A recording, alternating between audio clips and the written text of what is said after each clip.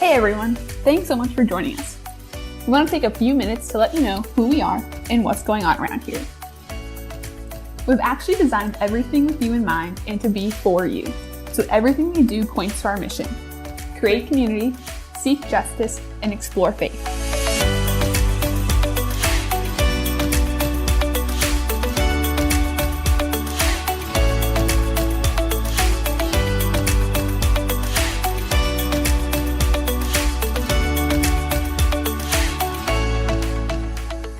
If this is your first time checking out TLR, we have a gift just for you. Make sure to click that Welcome to TLR link so we can get in touch with you and get you that gift.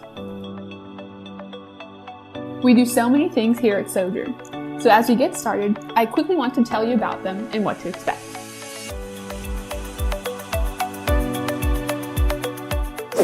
Are you looking for something to do with your friends? Maybe you want to make new friends? 703 is the event for you. At 703, we find ways to have fun and create community. No matter what we do, it's always tons of fun.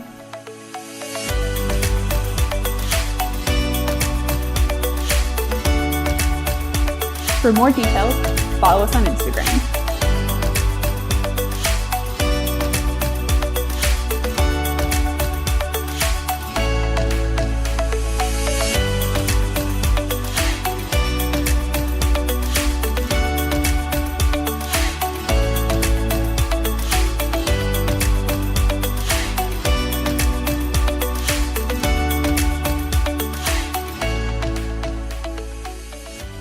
If you or a friend wants to explore faith, ask questions, or think through your beliefs, then you're at the right place.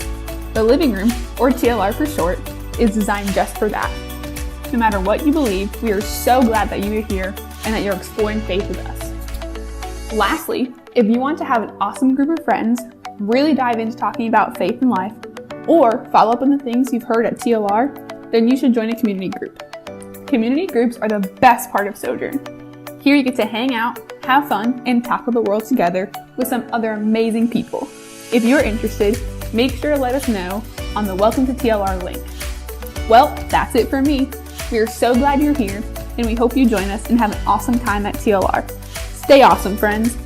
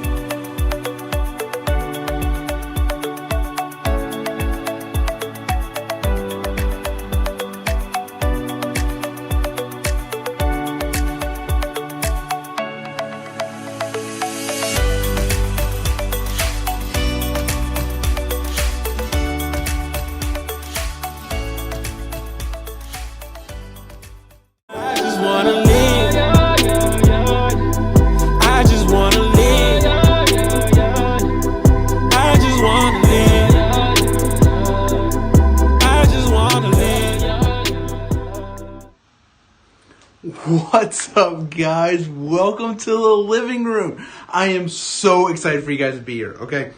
If this is your first time, welcome, welcome, welcome. If it's your first time in a long time, you haven't been around in a while, we're so glad that you're back. If you're a regular listener and watcher, thank you so much. We're so glad that you are here.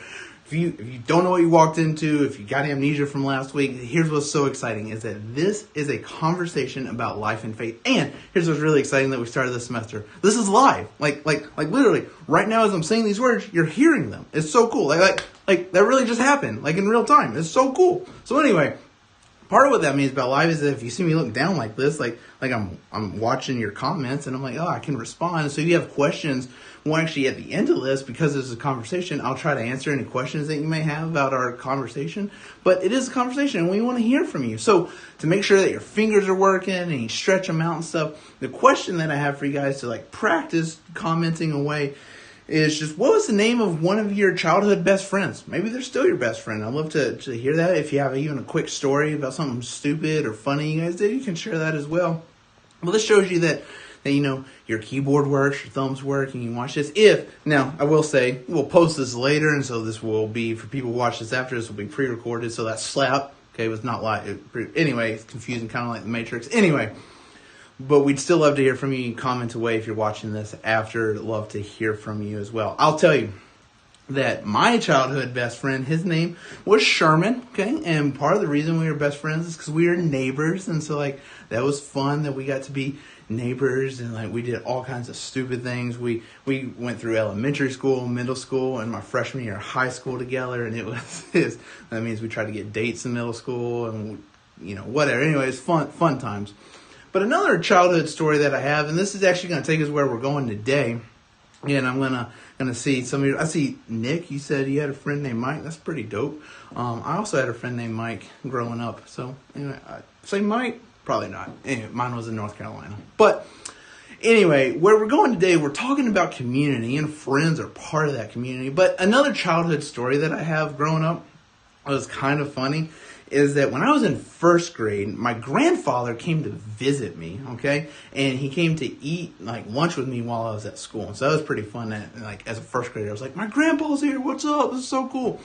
Well, I then do what any good grandson does, and I ask him if I can have some money to buy ice cream, right?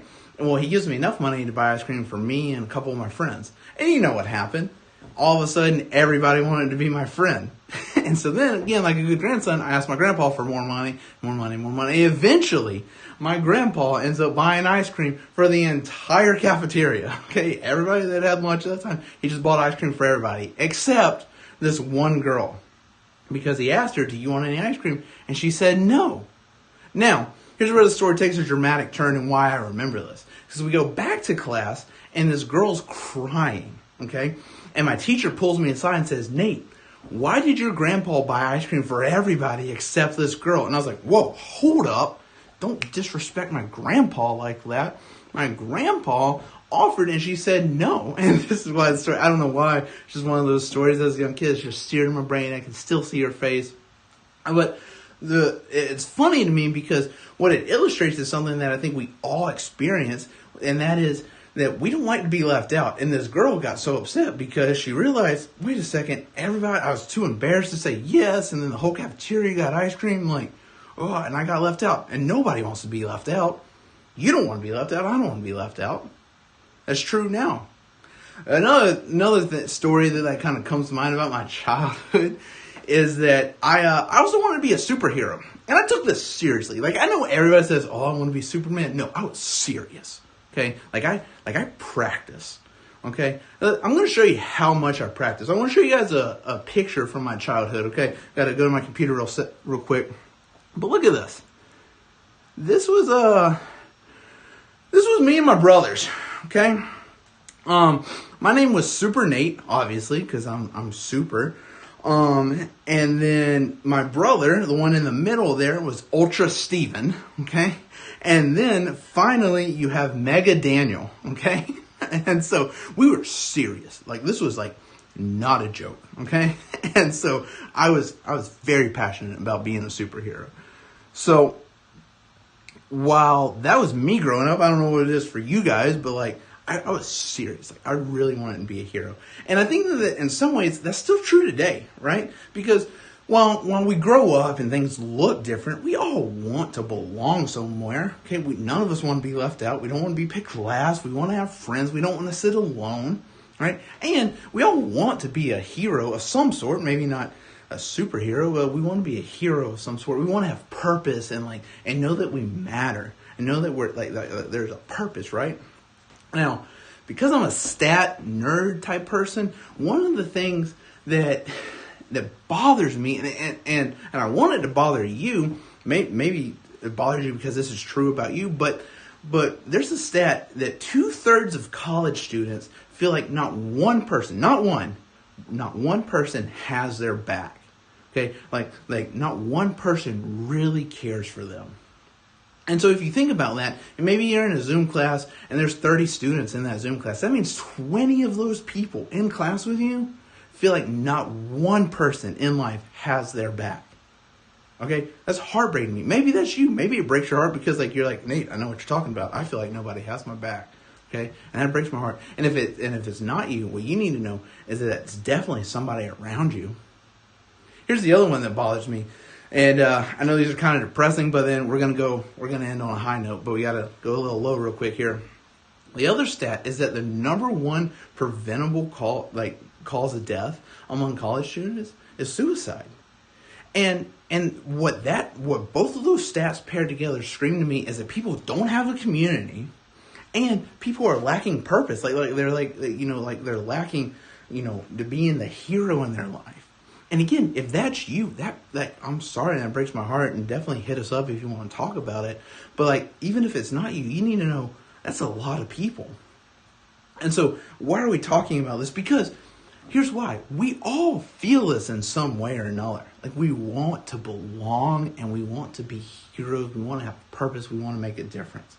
But how do we do that? Because that's a question that we were asking a lot. College students were asking a ton before COVID. Now as we're entering our third semester being impacted by the stupid pandemic, okay, we're asking those questions a ton because like the impacts. Well, we were asking them before. We're definitely asking them now. How do you have a community? Where can you go to have a community? What does a community even look like?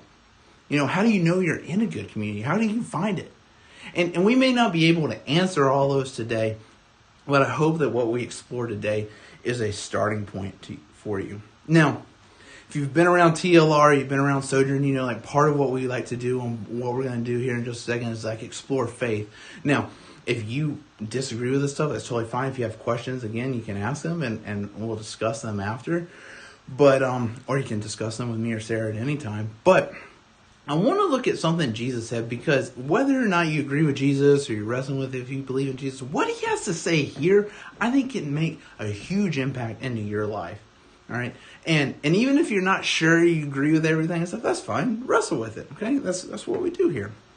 But the reason is because what he has to say is so radical and so intense that I think it would make a difference if we applied it. And I think by the end of this, you'll agree. Now, the story that we're going to look at is a common story. A lot of people know it. And if you know it, you're going to be tempted to jump ahead and ask you not to do that.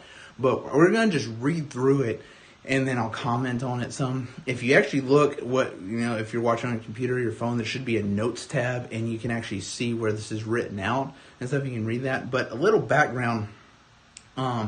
People liked, when Jesus was going around talking, he just made everybody upset all the time. And so people consequently were trying to trap him and ask him certain questions and be like, ha, gotcha, you don't actually believe in God, or ha, you did something wrong. And they're constantly trying to get him in trouble. And so the story we're going to look at starts off with that, where this expert in the law, okay, aka a lawyer, okay, lawyers, I'm just dirty, I'm just trying to always take advantage of you. I'm just kidding, I have friends that are lawyers. Anyway, this lawyer comes to Jesus and is trying to trap Jesus by asking him this question, how do you have eternal life? Which I know is not the question you're asking, not the question we're asking. But Jesus gives him an answer, and then the lawyer asks this question. He says, well, who is my neighbor?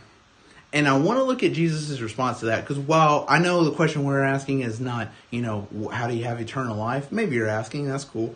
But I know we're asking, how do we have a community? How do we have friends? The fact that Jesus points to neighbors, I think, is really helpful for us, because who makes up a community? Not your question. Neighbors make up a community. And so this fact that Jesus is talking about neighbors, I think gives us a little bit of insight here. And so anyway, with all that as a setup, we're actually going to start, if you look in the notes section, it is going to be verse 29. This is found in Luke 10. You can Google this at some point. You can follow along in the notes section. You can fact check me later, whatever you want to do. But we're going to look at this after Jesus and this lawyer have had this conversation. Jesus follows it up talking about neighbors. So in verse 29, like I said, he, the lawyer, wanted to justify himself, and so he asked Jesus, who is my neighbor? And that's what we're going to look at. And again, if you know the story, don't jump ahead. Stay with me, okay? If you don't know the story, sit on the edge of your seat, because it's intense. Here we go. In his reply, Jesus said, a man was going down from Jerusalem to Jericho when he was attacked by robbers. Oh, no. Oh, no. Oh, no. Okay, anyway, he's attacked by robbers. They stripped him of his clothes, beat him, and went away, leaving him half dead. Not good. Not what you want. Bad luck for that guy. So then what happens? Verse 31. A priest happened to be going down the same road. Oh, somebody's coming. Somebody's going to come. Like a priest should obviously help. A priest loves God. A priest is going to come help. Yeah, okay, great. Hang on, check this out. Priest happened to be going down the same road, and when he saw the man, he passed by on the other side. Bruh, what are you doing? This man's laying there half dead. You're a priest. Help him. Help him. Okay, now I know some of you are like, well, of course he didn't help him. Priests are no help. Okay, and because some of you have had bad experiences with priests. I'm sorry, it breaks my heart. But you gotta understand, in this historical context, priests were seen as these, they're these people that had this relationship with God, and they were holy, meaning like they were good, and their job was to be good, and the good thing to do here would be to help this man. And Jesus is making the story of the priest doesn't help. Who's going to help him? Jesus continues. So to a Levite, okay, and a Levite, without getting into the history of Israel, a Levite is just another religious person, okay? And so the audience is probably, okay, well, a priest isn't going to help, but a Levite will, because Levite's also a religious person, so he's going to help, okay? She's like, guys, you're jumping ahead. Chill. Hang out with me, okay? So to a Levite, when he came to the place and saw him, he passed by on the other side too. Bruh, okay. We have two religious leaders whose job it is to be good and to help people, and they're not doing it. Which again, in our modern times, we're like, well, watch the news. That's not new, Jesus. Okay. But again, in this time, people, the crowd would have been like, wait, I don't understand why I didn't help. And this is where, if this was a movie, the music would turn, because this is where Jesus takes it another level. This story's already unrealistic, and Jesus takes this to another level. Because check out what he says next. But a Samaritan. Dun, dun, dun, dun. Here's why that's a big deal. Samaritans were hated by Jewish people. The reason is that they were viewed as half Jewish or mudbloods, like in Harry Potter. And so they just looked down on them. There's huge racism, even bigger than we see in our country today, huge racism. They wouldn't allow their daughters to date their men. It was intense. They wouldn't allow them into certain parts of the city and certain parts of the temple. They were just hated and despised. And as you can imagine, Samaritans didn't appreciate that. And so they were constantly butting heads. And so, if there's definitely a villain in a story, it's a Samaritan. And this is what Jesus says. But a Samaritan, as he traveled, came to where the man was. Surely he's going to walk around like the others. That's not what Jesus says. When he saw the man, he took pity on him. He went to him and bandaged his wounds, pouring oil and wine. Okay, Jesus, a Samaritan helping a Jew? You expect us to believe that? She's like, oh, I'm not done. It gets even better. Okay. He went to him. Then he put the man on his own donkey, brought him to an inn, and took care of him. What? I'm not done.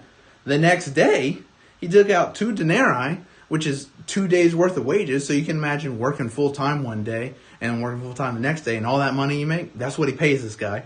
So he takes out 2 denarii and gave them to the innkeeper. Look after him, he said, and when I return, I will reimburse you for any extra expense you may have. Jesus. Okay, I'm glad the story's made up, because Jesus, you're not going to expect us to do that. This is intense for anybody to do, even the priest. The priest could at least kiss him or something, but the Samaritan did all this. You expect this to happen? Here's how Jesus wraps up the story. And this is where, for us finding community, where we start to see some answers. Because Jesus then says, which of these 3 do you think was a neighbor to the man who fell at the hands of the robbers? The expert in the law couldn't even bear to say Samaritan. He says, the one who had mercy on him. And Jesus replied, go and do likewise. Go and do likewise? Jesus. Okay. I know for me, when I read this story, I'm like, well, good thing I'm never on my way to Jericho, so I'm never going to have to see a guy get beat up and stuff. That's not Jesus' point here. Okay. Jesus' point is that we should be this type of person to other people. Now, why? What does this have to do with you? What does this matter? Why are we saying this? Is that all of us, we want to have a community, and we want to help people. We want to be a hero. We want to do something, right? Well, the way in which we do that is by being good neighbors. And so if you want a community, the way that it starts is by being a good neighbor. Just like State Farm, okay? Like a good neighbor, State Farm is there. Except it's not State Farm, you're there, okay? You're there for people. If you want a community, it starts with you. It starts with you being a good neighbor. And you being a good neighbor, okay, it not only gives you purpose, it makes you a hero where you're helping other people, but it starts giving you a community that you're united and you belong to.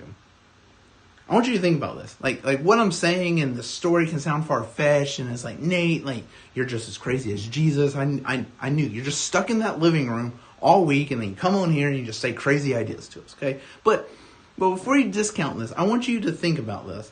Imagine if you were part of a community that was so united, that cared so much for each other, that everybody woke up every day and said, our number one goal today and our number one mission is to make sure everybody that I come in contact with and everybody that's part of our community, I want to make sure that they know they are cared for, that they are valuable, that they are loved. Imagine if you received that, okay? I know it sounds fanciful, but imagine if you received that. How much confidence would you have facing trials, facing hard times? How much you broke down the side of the highway, you would have no question, no fear that somebody would be there to help you. Because you'd be like, there's a community that cares about me. I know I can call them. When you're studying for a test and you're stressing out and stuff, you know that there'd be somebody to call to calm you down. You would know that people have your back. Okay? And so I may not know everything about you, but I know we want that. We want this type of community, right? But now giving it, that's hard, okay? Because we definitely want to be on the receiving end. But to create that community for somebody, that's a different story. And that's a lot more work. If you were the guy that got beat up in the story, you would love the Samaritan to help you. You love whoever helped you out. But for you to be the one that helps somebody, oof, man, that's hard work. That's hard work, Nate. I don't know if I want to do that. But think about this. It starts with us. You don't know what hangs in the balance of your decision to help somebody. You ever thought about that?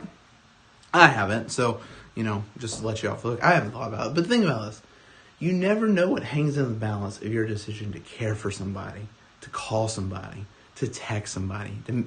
You see something's off with somebody and you just want to check in on them. You don't know what hangs in the balance. When I was preparing for this, a story that came up that like just blew my mind, okay, and illustrates this point, is that there was this RA, okay, so some of you guys can relate to this if you've lived on campus. There may even be some RAs watching this, okay? But there's an RA. And this RA had 15 students on her hall. And so her goal for that semester was like, I want to care for and love all 15 of these students. And 14 of the 15 reciprocated it. Were like engaged, they were happy and stuff. But there was one that was a real pain in the, butt. Anyway, there's one that was real pain. And so it'd be easy for this RA to be like, well, you know what? 14 out of 15 is not bad. And so I'm just gonna say, yeah, okay, that's good.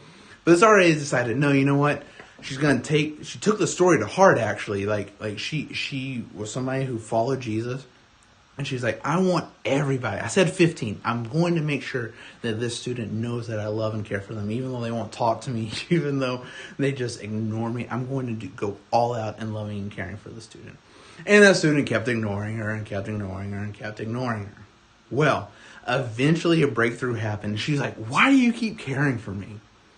And the RA said, well, honestly, I don't know. I mean, like, it's hard. You don't make it easy. But, like, I just believe God loves me, and I want to make sure that I love and care for other people. And that single answer changed that student's life so much that student wrestled with that. Some things changed in life. Fast forward several years, that student became the vice president of an organization called International Justice Mission. If you've never heard of them, International Justice Mission is the largest anti-slavery organization in the world, meaning they mobilize governments and organizations and lawyers and law enforcement to free people from slavery. It's a whole nother topic, but there's actually more slaves in the world today than at any other point in history. And so this organization, IJM, exists to free people. Now, this student that was a pain in the butt to the RA became one of their VPs and literally helped lead initiatives and and like movement in Asia, I believe, to free literally, not figuratively, literally thousands of people from slavery. And when asked why she's in this work and why she does this, you know what she says? She points back to the RA she had in college that cared for her. Now that RA faced the same decision that you face every day. That RA faced the decision to say, am I like, oh gosh, this student's a pain. This person I know in my life is a pain. Am I going to invest in them? No. I don't want to. It's just too much work. Like, I'm on Zoom. I don't want to FaceTime. I don't want to do it. Like, same decisions that we face. But this RA made the decision to invest in this person. And then that person, it led to one thing, it led to another, it led to several things. That woman literally is single-handedly responsible for helping and freeing thousands of people in slavery. And so, I don't just say that to be like, here, this is why I say that. That RA had no idea that that's what hung in the balance. From that RA's point of view, that RA was just like, I'm just trying to be a good person. And my friend, this is what I want you to hear. You don't know either. I'm not going to tell you that if you call that person, that person's going to go and free slave and do all this, cure cancer. I don't know. But that's the whole point. You never know what hangs in the balance of your decision to love and care for somebody. We're going to start wrapping up with this, but I want to tell you one more story, or one more illustration. Is that everything I've said so far, you can believe or wrestle with or disagree, whatever, but everything I've said so far about like caring for people and loving people, you can do whether you believe in God or not. Okay, totally fine. Okay, actually, loving God and believing God, you don't have to do that to do any of this, right? You can do this as however you want. But if you're somebody watching and you say you love God, you love Jesus, I want to show you something, how important this is. Okay, I'm going to give you two examples. So most of you guys know I have two amazing kids. They're adorable. They're the cutest, okay? Kinsley, who's 5, and Jax, who's 1. Literally the two cutest kids in the world. Now, luckily this first story hasn't happened. But just imagine if somebody hurt either one of my kids, but we'll pick on Kinsley. She's the oldest. If somebody hurt Kinsley, like emotionally, physically, whatever, they hurt her, how do you think I would respond? Okay, I'll tell you how I would respond. It's not going to be pretty. Okay, and you're going to hope that I get to you before my wife Amanda gets to you, because it's going to be bad. But I'll not respond well. But if somebody say they hurt Kinsley, okay, and they're like, oh man, I messed up, I hurt Kinsley. You know what? I'm going to write Nate a check, okay, and give Nate some money, okay. Is that going to help? Nope. What if they're like, oh, I'm going to write Nate a song, okay? I know Nate likes music. I'm going to get Taylor Swift to record Nate a song so he's not mad anymore for hurting Kinsley. Is that going to help? Nope. Not going to help. Whatever they're like, I'm going to just brag about Nate and talk about how great Nate is. I'm going to just talk about how great Nate is. Is that going to help? No. It's not. The only thing that would help is if, because Kinsley's somebody I care about, okay, and you know this for people who care about, it's not just a parent thing, but the only thing that's going to help me be okay with the person that hurt somebody I care about is if you go and fix things with my daughter. You go and fix things with the person I care about. Okay, it doesn't matter that you're like, oh, Nate, here's some money. Okay, what do you think about this? Reverse. This has happened. My parents, okay, they empty nesters, and all their sons like me were all gone. Okay, cool. Their superheroes have flown away. But so what they do is they actually rent rooms in their house out to college students. And I knew they'd started renting to this girl, but I'd never met her before. Well, one day I swing by their house kind of unannounced, and Kinsley goes running in. And you can imagine this from a father's point of view. I go in and I see this stranger just hugging my daughter. And my first instinct is I'm like, who the F are you touching my kid? Like, what's happening here? But here's what's seared in my brain forever is the beaming smile on my daughter's face and the beaming smile on this girl's face. And as soon as they were done hugging, this girl going, Kinsley, do you want to read a book? I saved your favorite book from last time. And goes and starts reading a book to my daughter. Now, here's the thing. I've said 0 words to this girl. I have no idea who she is. I don't even know her name at this point. Okay? But I can tell you, I knew everything I needed to know about her to be like, freaking love that girl. That girl, like, she could ask me for anything in that moment. I would have given it to her. Why? Because she was loving somebody I care about. And so, if you're mean to somebody I care about, being nice to me is not going to help you. You need to fix things with that person. If you want me to be on your team, be on your side and love you and be passionate with you love my kids, you love somebody I care about, I'm all for you. Where do you think that comes from? I'll tell you where it comes from. It comes from, and again, you don't have to be a parent to experience this. Anybody you care about, your parents, your friends, anybody, you know this feeling. That comes from us being made in the image of God. And here's why that's significant. If you want to love God, you want to know, how can I love God? What can I do? Be a good neighbor for somebody. Love his children. Okay? Who's his children? Literally everybody you come in contact with. That person that annoyed you, somebody God loves. That person that gets on your nerves, somebody God loves. Okay? And so I just say that because it's so important for you to know that even if if you don't believe in God, you can still wrestle with it and do this on your own. But if you're somebody that believes in God and you're like, what do I need to do? How do I show God I love him? Money, music, all the things that sometimes we associate with, that's not it. Loving the people around you, being a good neighbor is how you do that. As we wrap up with this, here's why I'm so excited about this. I have so much energy and just passion. I'm just pumped for this.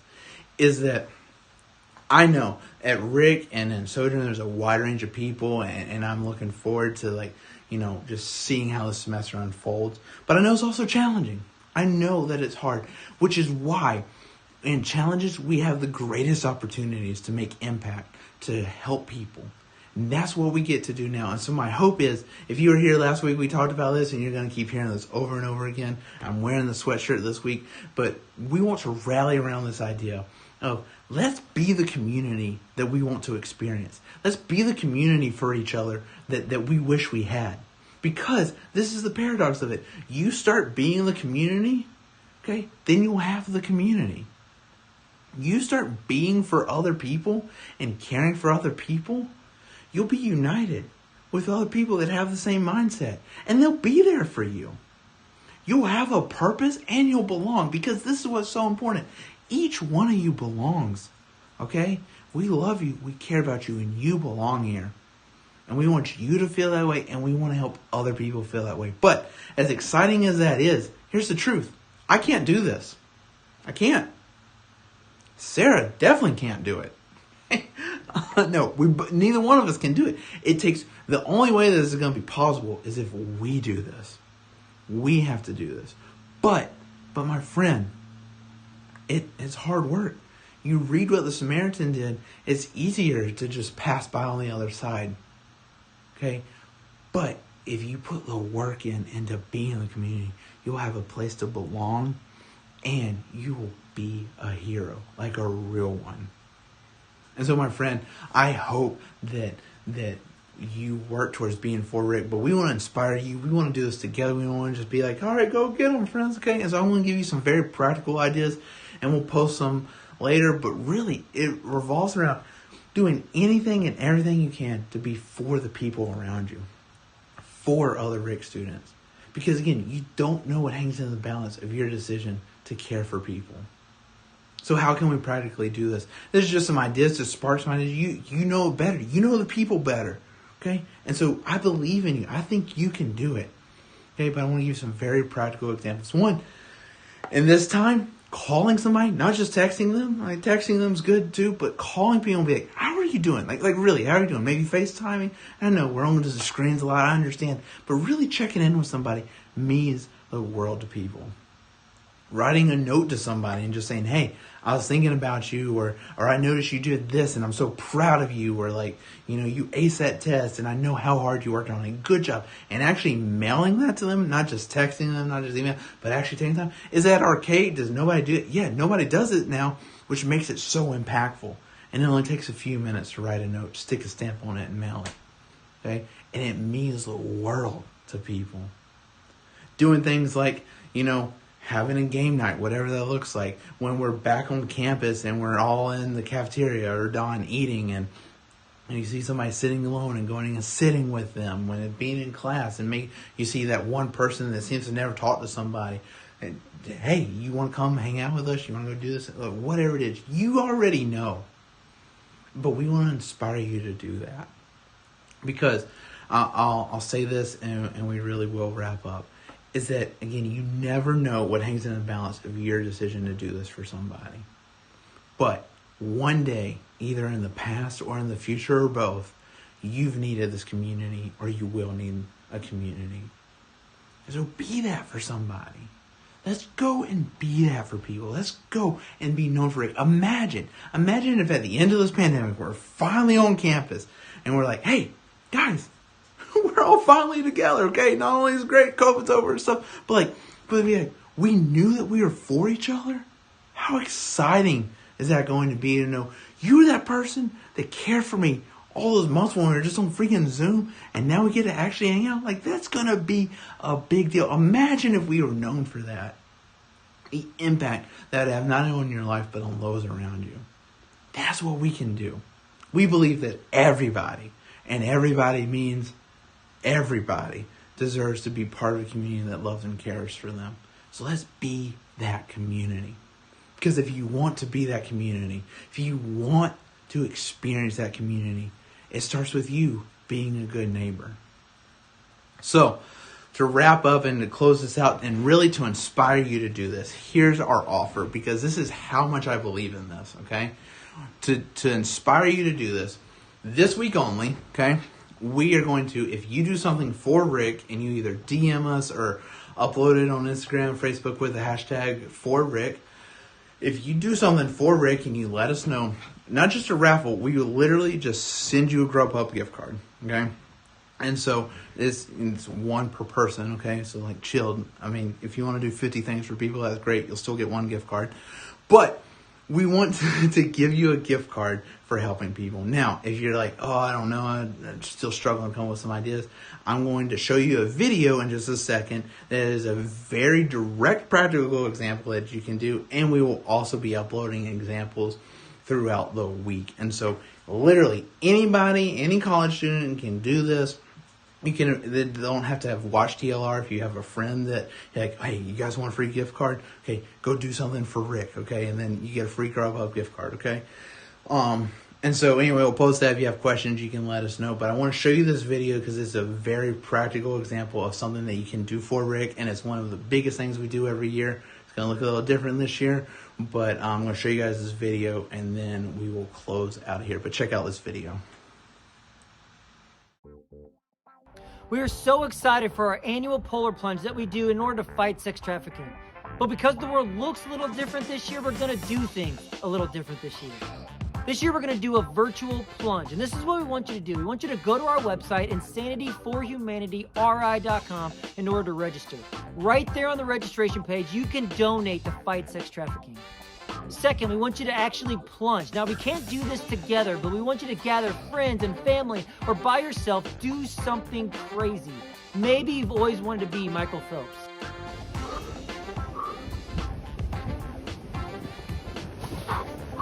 Or maybe you just love root beer floats.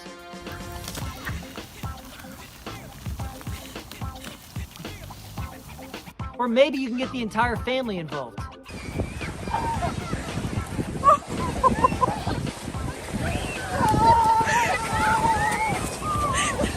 Maybe you don't want to get the entire family together. Or maybe you could do something like this.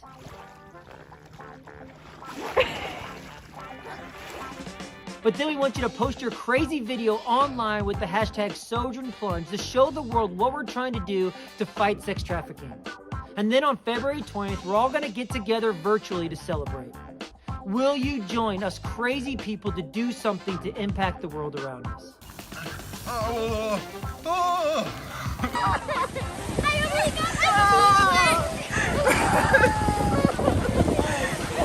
Oh wait, it's actually not that cold.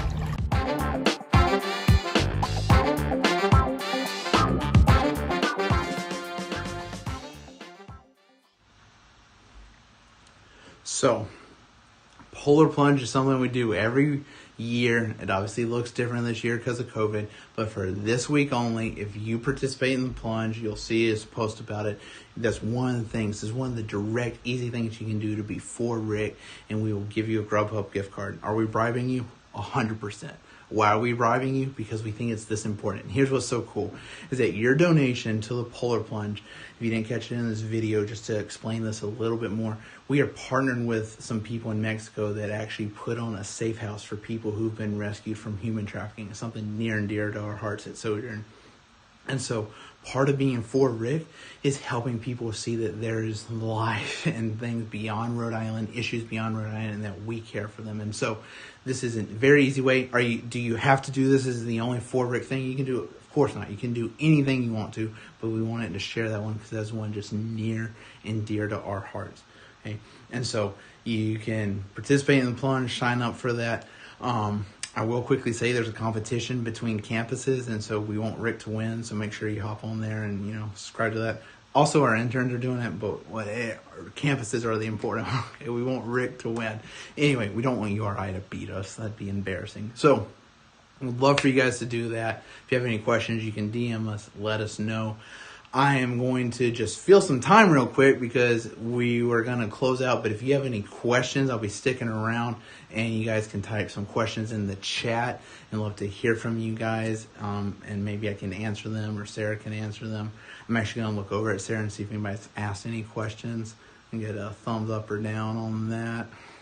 See if we got a thumbs down. Nobody's asked any questions yet, but if you have any questions, let me know.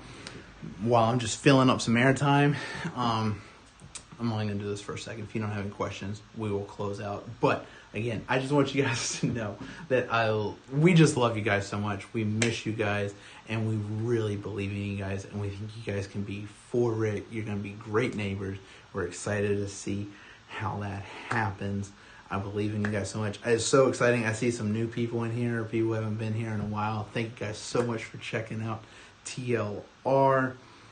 I'm going to stop talking and assume you don't have any questions. If you do, DM us and let us know. But I will close this out. You guys rock. What I tell everybody every week is that you need to stay awesome. So I believe in you guys. Go out there. Be awesome people. I already know that you are. But let's do it. Let's do it together. Let's be the community. Let's be the neighbors. And let's be for Rick. You guys stay awesome. See you guys. Just wanna live.